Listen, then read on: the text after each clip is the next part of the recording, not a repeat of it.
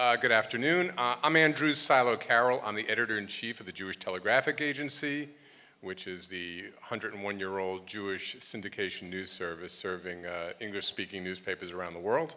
It's my pleasure to be here, and I want to thank our organizers at YIVO and all the other co-sponsors for a great day of talks and insight and helping put together this panel. I can't imagine, or maybe I can, when the organizers first picked this as a topic for a year-long or year-plus long dialogue series, that there would be so much relevance in the news. I know in my business we have been covering Polish-Jewish relations. It's become a beat, really. We have a European reporter, and it almost seems like on a monthly and almost weekly basis that there's a story about either tensions or the opposite, positive developments in the relationship. So I want to just quickly introduce my panelists, and then we're going to have a conversation. I think we're not going to structure it, with a series of presentations, but we'll keep it freewheeling. And if we have an opportunity at the end, we'll open it for a few questions if we can. So I want to just start with some quick introductions, and I'll go from the far side of the panel towards me. Molly Crabapple is an artist and writer in New York, and she's the author of two, do we call them graphic novels or graphic memoirs? Just regular books, Drawing Blood and Brothers of the Gun, and she is currently the Spring 2019 Artist in Residence at NYU's Kevorkian Center for Near Eastern Studies. Next to her is Dr. Michael Steinlauf. He's the author of Bondage to the Dead, Poland and the Memory of the Holocaust. That was in 1997, and he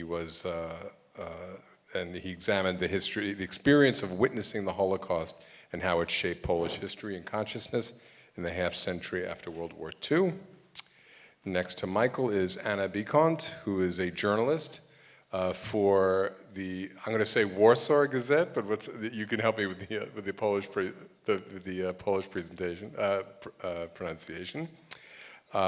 She's best known here, and I think around the world, in 2015 as the author of *The Crime and the Silence: Confronting the Massacre of the Jews in Wartime Yadvavne*, which was published by Farrar Straus Giroux and was selected as one of the 100 notable books of the year by the New York Times. And immediately to my left is Stanisław Krajewski, is professor at the Institute of Philosophy at the University of Warsaw. And he is really best known as among the founders of the Polish-Israeli Friendship Society, the Polish Council of Christian Jews, and really at the center of Poland's current Jewish community. So we're pleased to have you all on this panel. Thanks for taking part. Molly, I wanted to start with you because we're talking about current events, we're talking about Polish-Jewish relations, and you kind of burst onto the scene of this field a few weeks ago when you covered a rally in the great new medium of Twitter in New York. Can you tell us what you saw, describe that for us, and later we'll get to some of the reactions. Thank you so much. First off, I want to say that I feel so lucky and so grateful to be at an event and on a panel of such scholars. I'm a journalist, but I am not a scholar of Polish-Jewish relations. And I actually came to be here because an anti-fascist group tipped me off about an event that happened some weeks ago in front of City Hall in New York. Some weeks ago, a group of Polish Americans, some of them Polish nationalists, decided to do a rally against the bill S477, which is a bill seeking to create a group to look at how 47 nations are giving reparations to Holocaust survivors that has no enforcement mechanism. It seems non-offensive, but to these Polish Americans, they had a rally of hundreds of people, most of which was just flag waving and whatnot, but some of which was holding incredibly anti-Semitic signs that accused Jews of welcoming the German invasion of Poland and said things like, "Stop the Holocaust industry." At the protest, which I mostly observed from the side of these few dozen mostly Jewish anti-fascists, the Polish ralliers waved dollar bills at us, screamed at us about the Holocaust industry. One man looked into my eyes and told me that, oh, I love Jews, but 90% of the secret police, the Soviet secret police, are Jewish.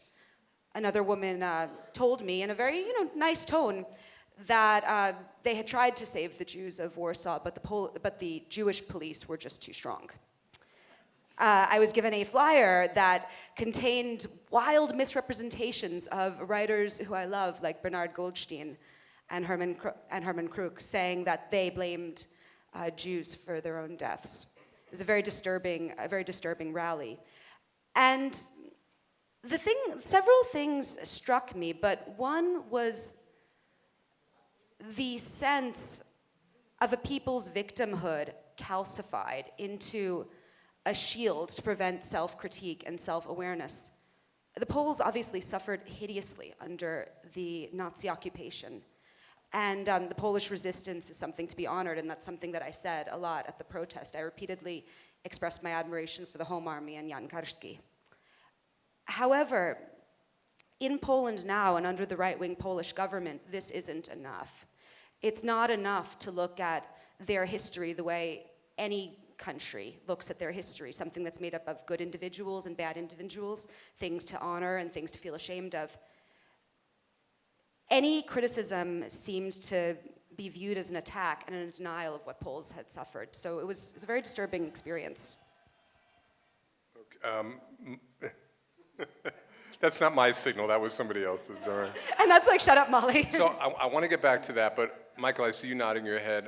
You nodded your head when Molly mentioned victimhood, and I think I felt you wanted to jump in, so go ahead. Anyone here could jump in at victimhood, But look, when my book came out, like 25 years, 97, 20 years ago, I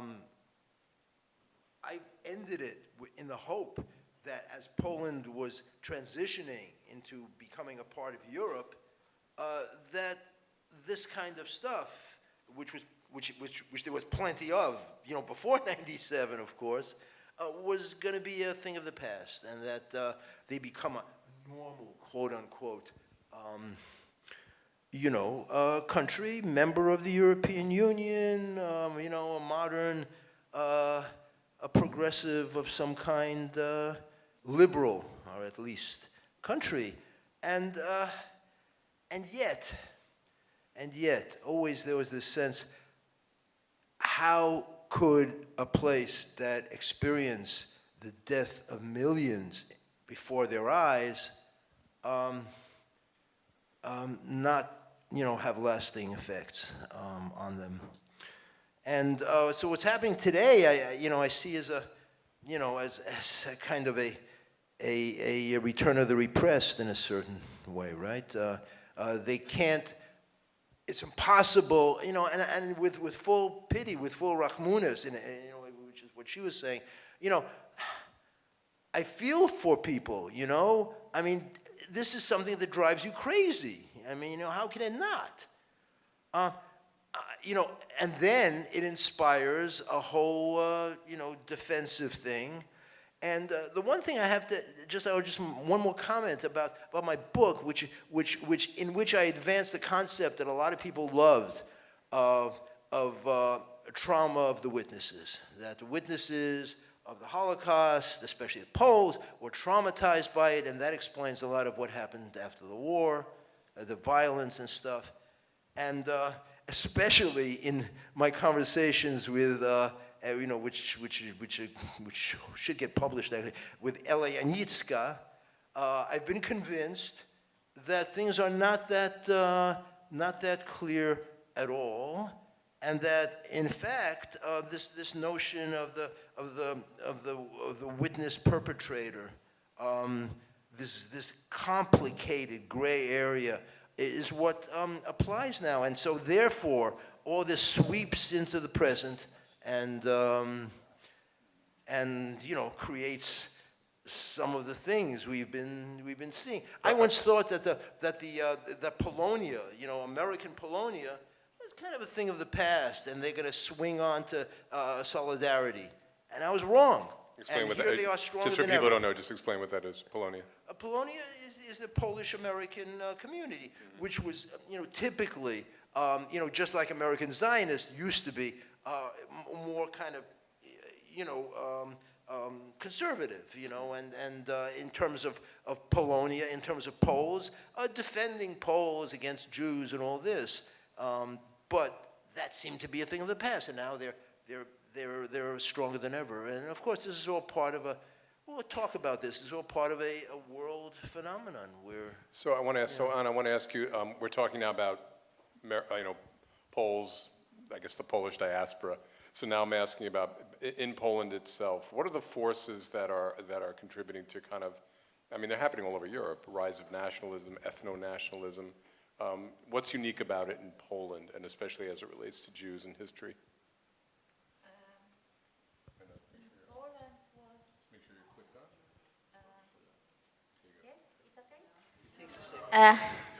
In Poland, And you can hold it down here, you'll be fine if you just hold it. in Poland, I think that the specificity of Poland is that 3 million Polish Jews were murdered in this soil, and it's such an important element that it changed everything. And of course, we have nationalistic movements all around Europe, but I think that the problem of Jews in Poland is something really different.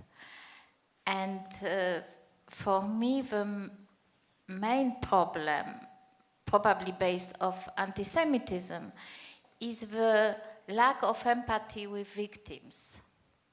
And this problem of victimhood and of competition to be a victim, I don't think that this is the real problem.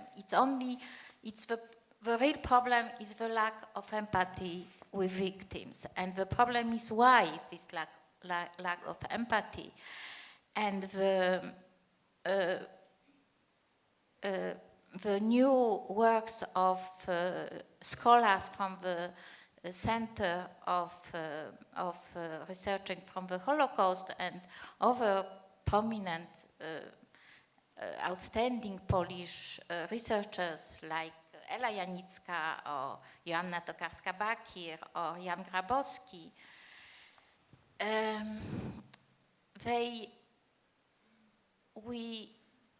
we know after all this work something that we didn't know before, that the time of the war was the time of moral collapse in Poland.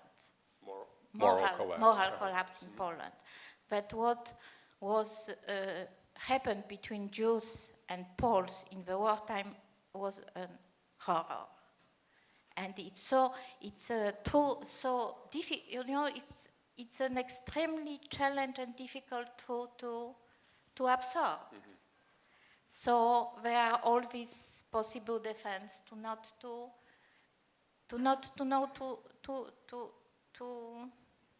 see it. Right. Stanislaw, you've been working on a Polish-Jewish dialogue. So what are the points of commonality and what are the points of tension in Poland itself?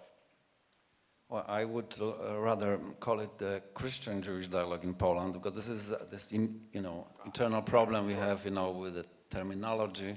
I think we are Polish too, in a very strong sense of the term, being Jewish. So, but that's another matter. So let me just perhaps comment on a more general background of the whole situation. I think, the things are getting worse and worse in Poland, in the area we are talking about. And what's the reason? Partly it's the worldwide shift to populist politics, nationalism, closing mind, etc.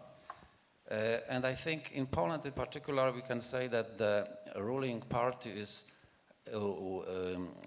acting according to the slogan that can be formulated as "Make Poland proud again." And I think this very well can be an expression that is also relevant in many other places. And this really is, apparently really does appeal to many people. There is a real need to somehow cultivate pride, and then all those elements also about history, about memory, that do not fit that need are seen with suspicion. So, for example, there are many examples given by Irena Grudzińska-Gross, and it's very important, which she went up to the the present moment. So, for example, all those accursed soldiers or doomed soldiers, whatever, those partisans who were fighting communists right after the war, now are seen as the role models for young people, very widely in Poland, and also this is supported by the present government in many ways. And what did those guys do right after the war? They were fighting communists. So now, in what sense can they be role models now? I mean, of course, it's good heroism is perhaps good, and certainly there is nothing bad in celebrating heroic fight for a noble cause. But what is this cause now? What is the parallel now? What are the enemies? Because one of the slogans the young people are using in Poland is "Death to the enemies of the nation." They're really talking about death. Of course, it's symbolic. It's words. It's not acts.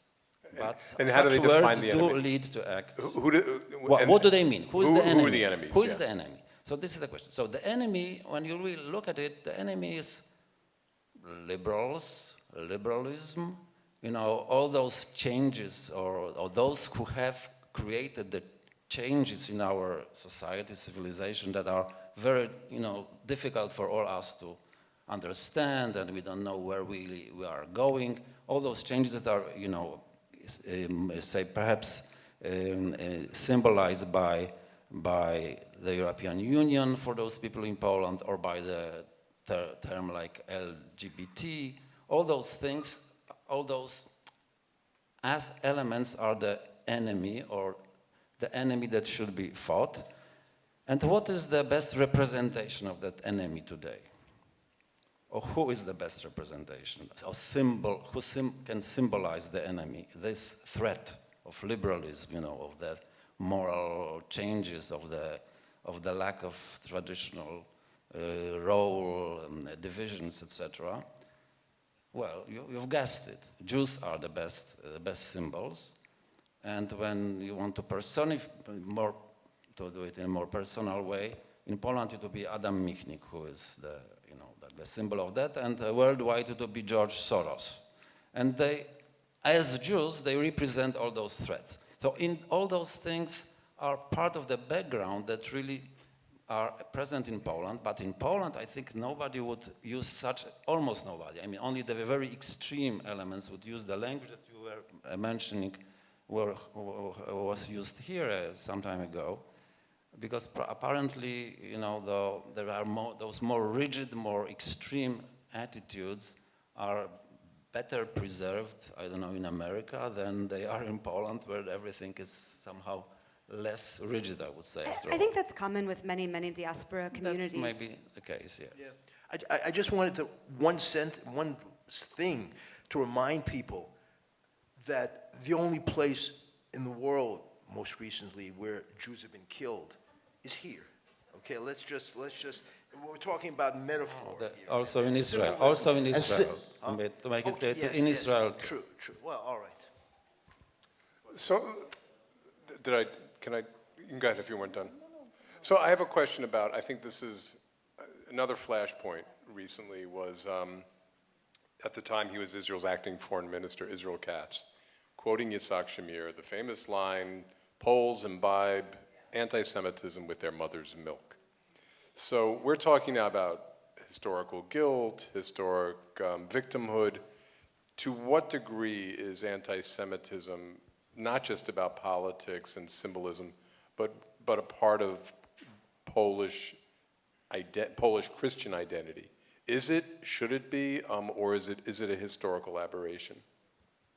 So first of all, Israel cuts. It was it was so unfortunate. In Poland, just recently, it was reported that one of the survivors from Israel, who survived the Holocaust and is an Israeli, and took part in the March of the Living. Just recently, he called Israel cuts, because of his remarks, a stupid idiot. And this is something, of course, that is very,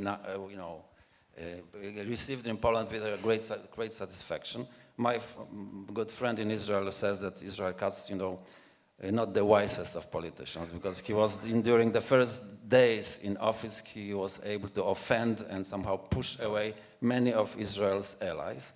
So perhaps using him as a starting point is not the best idea. And also I would note that Yitzhak Shamir, before he was prime minister, was a member of Lehi, which was the most violent fascistic militia. But just to complicate things, let me add that his family was murdered by Poles. Yes. Okay? Shamir's family. Yeah, Shamir's family. Okay, and he knew of this, and the And best. he apologized, by the way, for the remark, just for more context. He did apologize. The best. Again, I'm going to quote Ella Yanitska, who says, "No, Poles don't suck anti-Semitism with their mother's milk, but 5 minutes after they're born, they suck it. They get it out of the air." Now that's for me. That's it helps me change a lot of the ways I thought, because I was still on this arc of 60s solidarity, New Poland, and it turns out that's not simply the way it is. And I think that Poland may be much more solidly and profoundly an anti-Semitic country than I ever thought before. But excuse me, when you say that, or she said that it's 5 minutes after birth, you get, it's from the atmosphere. Not biological. No, but it says something very similar after all. Yes. So the point is whether this is correct or not. So Indeed. I think that is certainly overly generalizing the issue. And that's because, of course, there is a lot of anti-Semitism in the atmosphere, but let me just stress very strongly that there is a lot of opposition to anti-Semitism in Poland as well. And this is, to me at least as important as anti-Semitism in the Polish atmosphere. So there is this division. There are, to put it simply, an ugly face and a beautiful face of Poland. They both exist, they coexist, and just to concentrate on the only one of them is simply wrong, I think. No, I wasn't so much concentrating as I was like defending my once belief that this was all over. It's not all over. That's all. You're absolutely right. So, Anna, I want to get you. I have a question. You're a journalist. A lot of what obviously we know in the West is going to come from journalism, is going to come from newspapers and radio and the internet. And I guess I want to ask this maybe in the context of, now we're talking about stereotypes and generalizations. Maybe what is the picture that we in the West get of Poland? What do they get right and what do they get wrong? If that's a way to, I mean, what should we know sitting here in the United States about Polish nationalism, Polish relationship with its Jewish community, Polish relationship to the symbol of the Jew?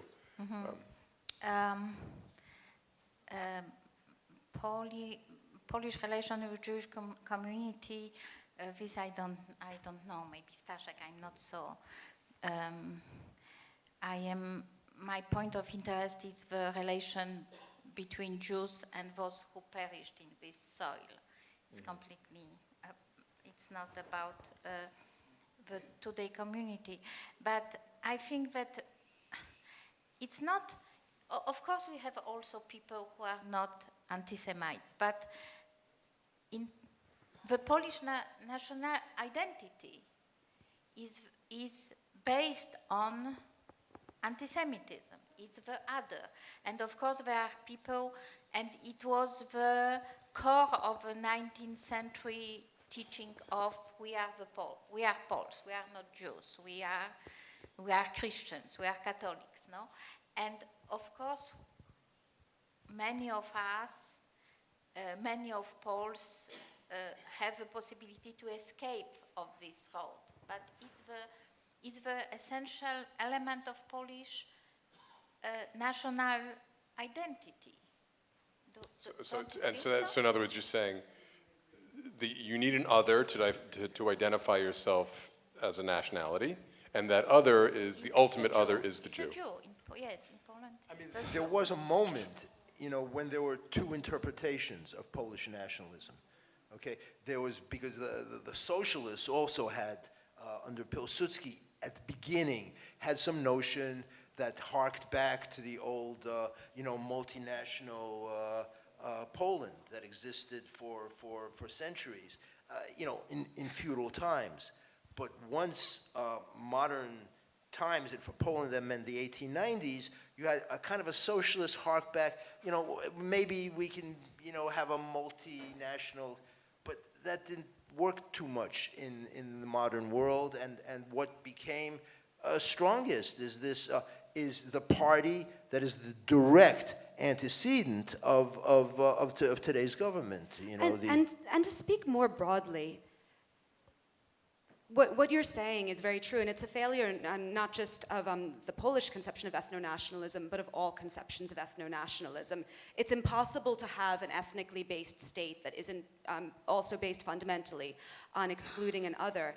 And one of the things that to me is so dangerous and so worrying about our time is that this very 19th century European ethno-nationalism, the same ethno-nationalism that says Poland for the Poles, Serbia for the Serbs, you know, Greece for the Greeks, it's something that's coming back, and it's something that's resurgent all over the world, not just in Europe, and it's incredibly dangerous.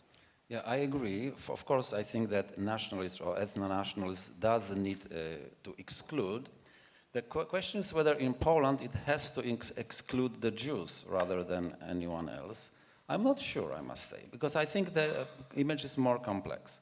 So first of all, this very simplified, you know, image of this bad enemy, 100% evil, is not applied to the Jews now. It is rather applied to Muslims. Muslims and the possible Muslim immigrants who don't exist in Poland, they... In Poland? I think they represent, when you see, they represent that. Terrorists, the evil, you know, they are 100% bad guys. These are Muslims, although this is complete abstraction in Poland, more or less. And also So, there's a but Jews 1,000-year-old Muslim community in Poland. There is, say that again, I'm sorry? There's a very old Muslim community in Poland as well. Right, but Poland hasn't seen the kind of immigration, the kind of migration that other... There is almost very little. It is incomparable. But let me talk about the Jews. So, with the Jews, I think it's a bit different. I think there is a very interesting phenomenon that in Poland today, even the most, say, nationalistic right-wing politicians or leaders, except for the extremists, but except for the extremists, the others, they really would like to have Jews as allies. Not Jews as the enemies or the symbolic enemies, Jews as allies. They want to be pro-Israel, they want to have Jews on their side. And they have done, you know, moves in this direction. Because Jews govern the world.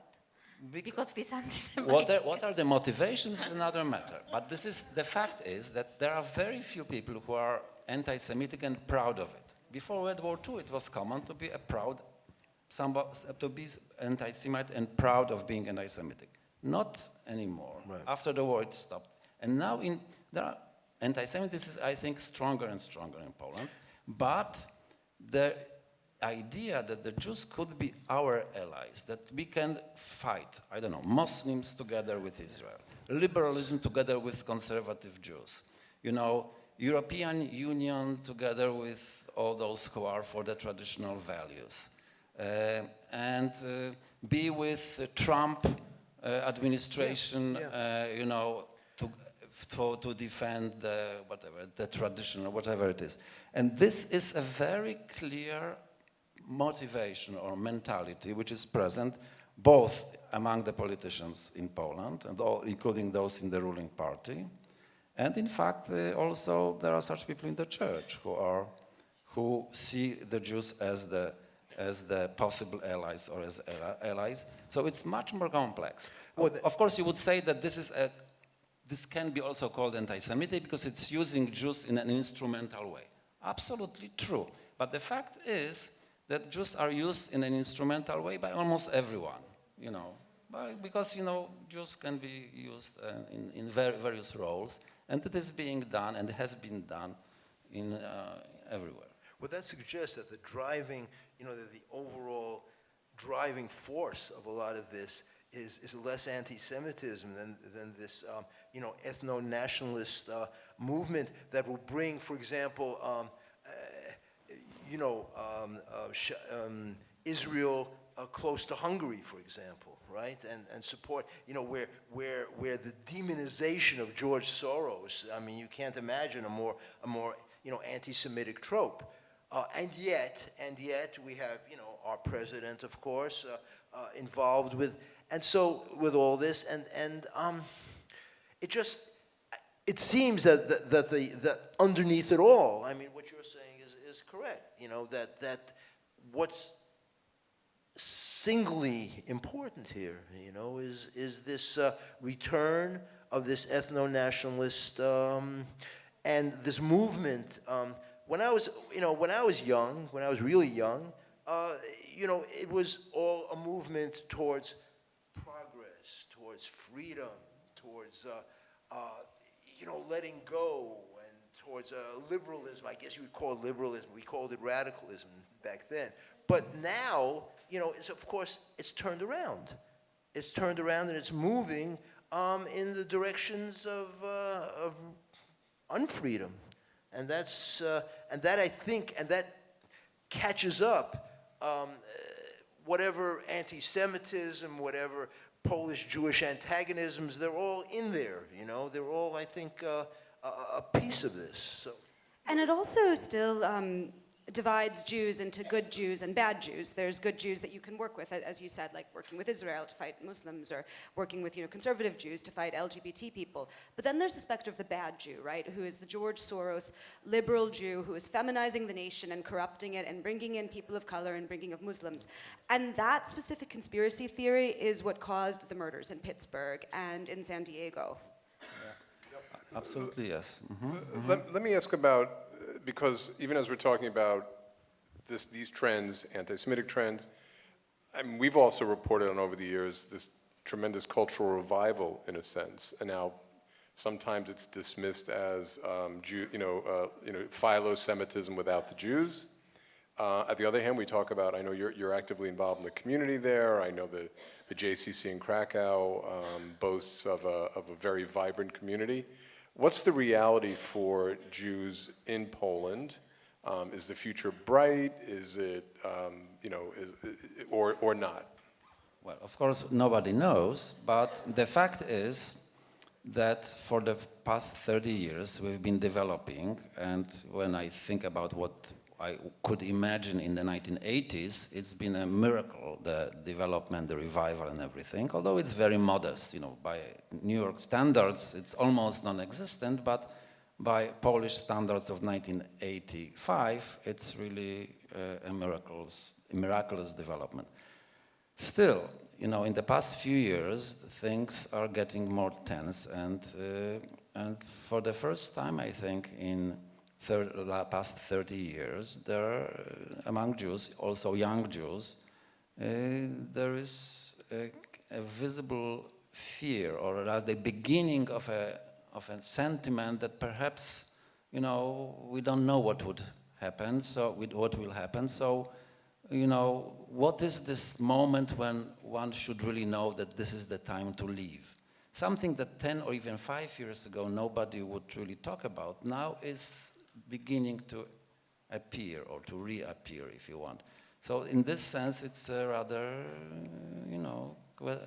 problematic atmosphere, despite all the developments and all the, institutional presence, etc. And despite the fact that the formally speaking, the relations with the government, with the Polish institutions, state institutions are good. And, there is clearly, everybody recognizes that there is a space and place for Jews in Poland, but the atmosphere is getting worse, clearly. I can say as a Polish Jew,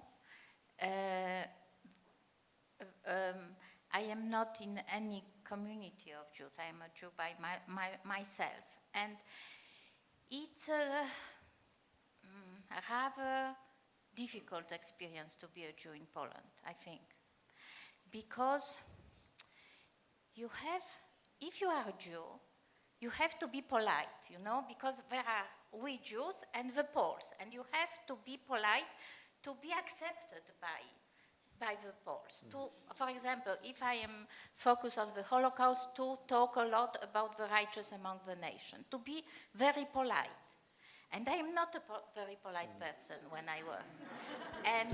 and it's, for me, it's very humiliating because I saw my friends, my very polite friends, Jewish friends in such situation, that the need to, my grandmother was assimilated. So I don't think that I have to repeat in each generation the same road, the same narrow path to the assimilation. I am a Pole and I am a Jew. But I have still to say, yes, I am a Pole. I honored the righteous. Yes, the murders of the Jews were accidentally, but the righteous. And I don't want to do this, and it's a problem in Poland. Just to give some just context for anyone in the audience who doesn't know, your book on Yevamna came out.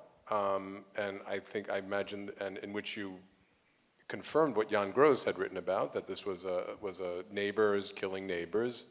It wasn't carried out at the instructions or with the complicity of the Nazis. It was a homegrown grassroots pogrom. And your research just strengthened what he had been attacked for saying that. So just tell us a little about the reaction that you got and how difficult it was for you. No, in this time it was because the book of Jan Gross' Neighbors, after this book started a very huge, incredibly open discussion in Poland. It was like a miracle. And it was the most important discussion after 1989 when we became a free country. So my book appeared 4 years after Gross's book.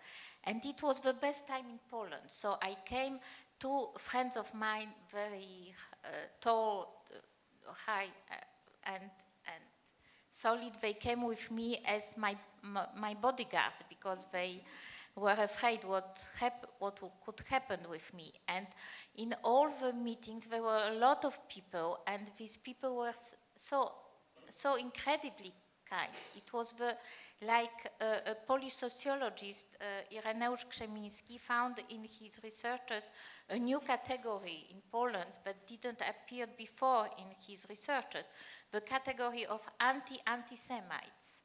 The people who realized that, and it was 10% in this time, that they realized the level of anti-Semitism in Poland, that before they didn't realize, that they simply thought that it was natural that the grandmother told that you would be kidnapped by a Jew if you didn't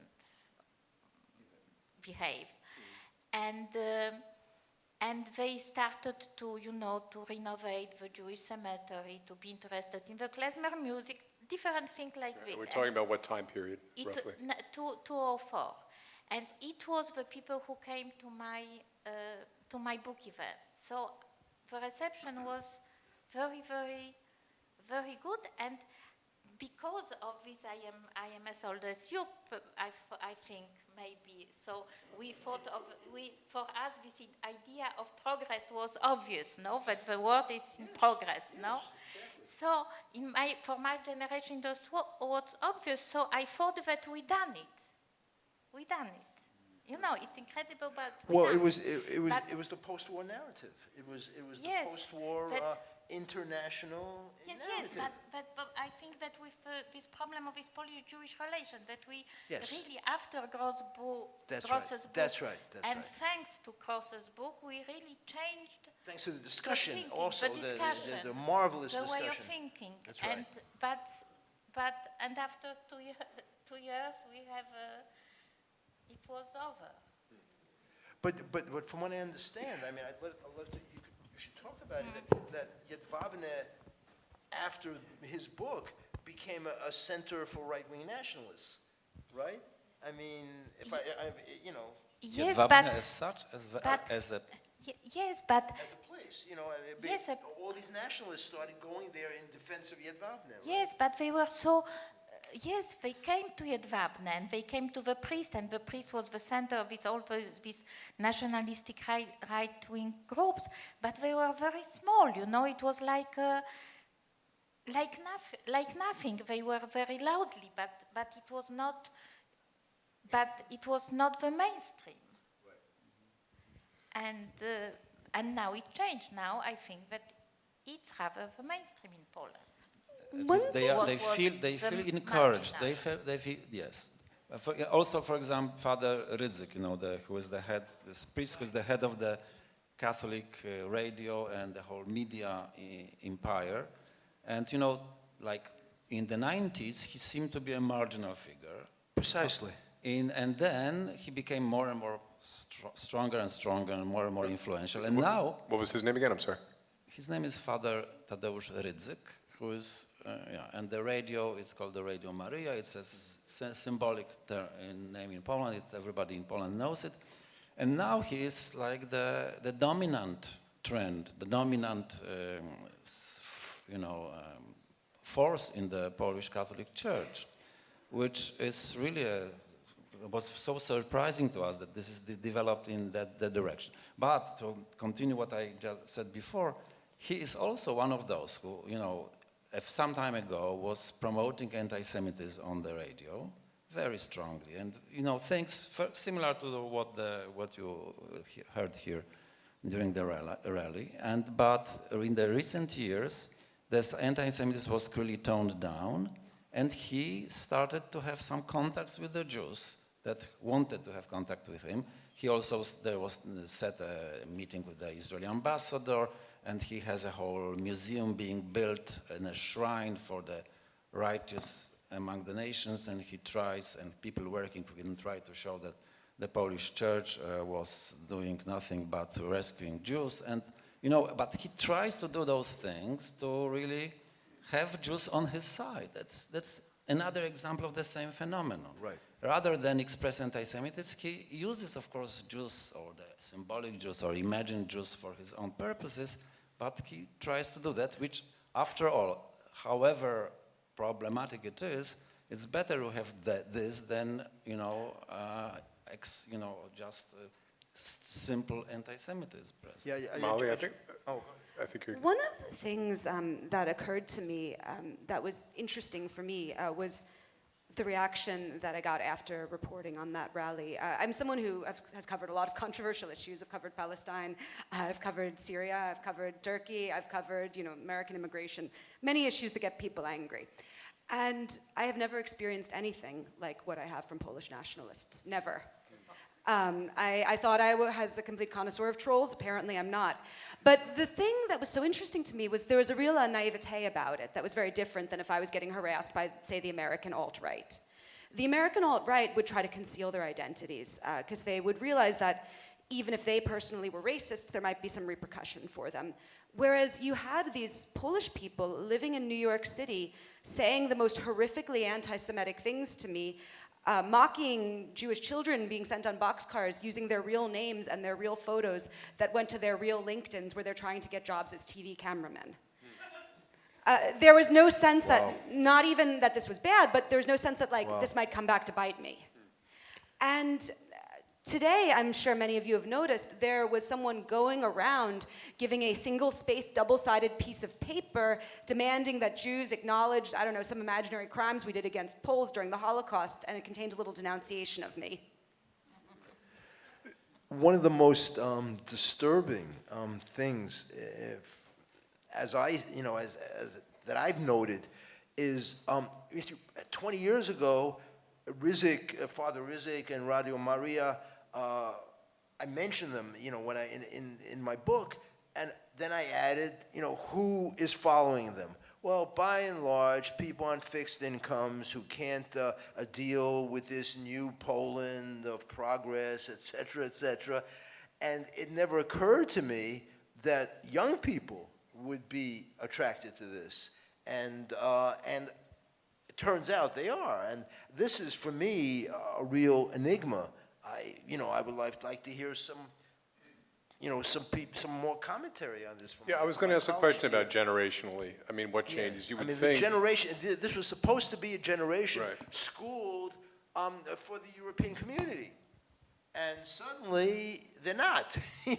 Father Rizik has a college in which students study for the European, to be, employed by the European institutions. He's, very skillful in being part of it. Although when Poland was supposed to join the European Union, he was, making the whole big case against Europe. But now he's able to work with it, and he's also very influential politically, because he apparently has an influence on a segment of the electorate, which is important to the party that is in power in Poland today.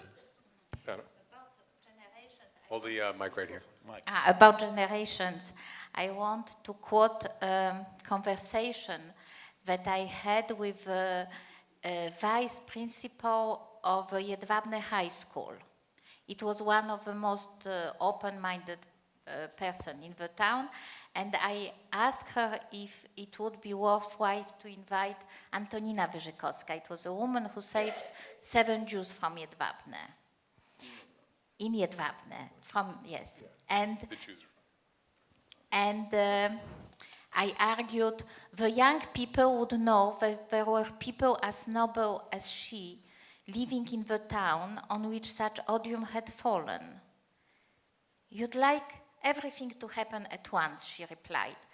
It will take several generations here. So, and for me, the question that we have to ask is how many generations we need to develop a proper relationships with the ghost of those who perished, and also how to be sure that in the next generation it will be better, not worse. And watching what it happened now in Poland, I can say that it's getting only worse and worse. And I thought, why? I think about the memory of what happened in the Holocaust. Because when I came to Jedwabne 15 years ago, and there were people who still lived in Jedwabne and they were children or adults in the wartime, they told me that the Jews, that the Poles didn't kill the Jews, and the Jews in the communist time, they denunciated the Poles. But it was an obvious denial. They really knew what happened. They didn't want to tell it, but they knew. And I came to all the possible places, and if someone didn't smash the door in my face, and I finally arrived to talk with someone, he told me stories about what really happened, finally. But now the new generation, they really don't know. They really don't know. It's not in the, I'm sure it's not in the curriculum of the schools, and they were told the stories of their grandparents. I told with a lot of people like 20 years old or something. They were told by their grandparents that their grandparents saved Jews. And who didn't want to hear the story of your grandpa or your grandma, you know? People may not know, I mean, this is just a point of information, that the president of Poland at a certain time, what was it, 1905, or, Kwasniewski, apologized at Jedwabne for what Poles had done there. And I suspect that today that statement would be widely repudiated. So I have a question that, Molly, you reminded me of something. The current version of Polish nationalism first came to my attention as working in Jewish journalism, was when every time we referred to Auschwitz as a concentration camp in Poland, we'd immediately get 30 messages saying, no, it was a Nazi death camp in occupied Poland. And that became very important. And a lot of that came actually from the Auschwitz Museum Authority. So I want to ask a question about the state and the future of Holocaust memory in Poland. And I'll ask it two ways. One is, are the institutions that are charged with that, including the Auschwitz Museum and the government, are they a force for positive reckoning with the Holocaust? And I guess also the school system. What is taught, and what messages do young Poles get about the Holocaust, the Polish role, Nazism and communism, and all the other trends that we've been talking about all day? So first, I personally also agree that it's better to talk about the Auschwitz camp in occupied Poland, perhaps not on every page, but rather than simply Auschwitz or Oświęcim, because for younger generations worldwide, it can become much less clear that it was not a Polish invention, but the invention and activity of the Nazi Germany that was occupying Poland. So it's important, I think, to say that. Now, I think that the museum does a very good job and has been doing it the Museum Auschwitz. We call it a museum for the lack of a better term, but it's not a museum, it's the same place, but we call it a Museum Auschwitz, and it has been doing a very good job. In addition, let me just also remind you that should be perhaps clear from the previous discussion before our panel, that Poland is now the most important place for the Holocaust research. And this is very important. And also Ania Bikont's book, as part of this very important process of discovering, explaining, all those facts and the deeper realities behind the facts. And so this is really available. So we are saying that young people don't know, but they can learn if they only want to read. And everything is now available, much more so in Poland than in some other countries, in our part of Europe, by the way. So in this sense, things have gone, in the good direction, in very, very far. The fact is that the situation is getting worse, and of course the official teaching is not encouraging that scholarly knowledge, rather the opposite. There is this whole very important, for the government, very important process of what they call implementing historical policy, which is supposedly, the policy to show how good innocent Poland was to the Jews, how good to the Jews, how innocent, etc. So of course this is a very big problem, and I don't know exactly what is being taught in schools, but I'm afraid that I don't know if you know, but I'm afraid that this is much getting worse than it used to be. But the material, the knowledge, the resources are there. So I think they can be used anytime when only the right suggestions are formulated on the government level, and this can happen, if not this year, then sometime in the future. So thank you for that. We have time just for a few questions from the audience. I don't know if someone's going around with a mic. So why don't we do the same thing we did in the previous session, which is I think we can take about 3 questions. We'll see how that goes. And then we'll open it up to our panelists. I'll do the usual warning. Can we make these questions and not speeches? Okay. So do you want to, this gentleman right here, the woman, yeah. So then we'll. Thank you, panel. Just a question. I've read so much about that law, that governs semantics, how we talk about the Holocaust. And I was in Israel when the whole thing with Netanyahu came out in the papers. But you always hear, that the law basically states that Poland was not complicit in the Holocaust, and that you're not allowed to say that the Polish state or Polish nation was complicit in the Holocaust.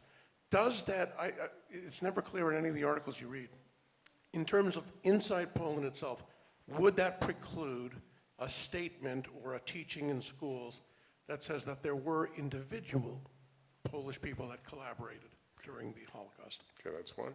Ma'am, right there.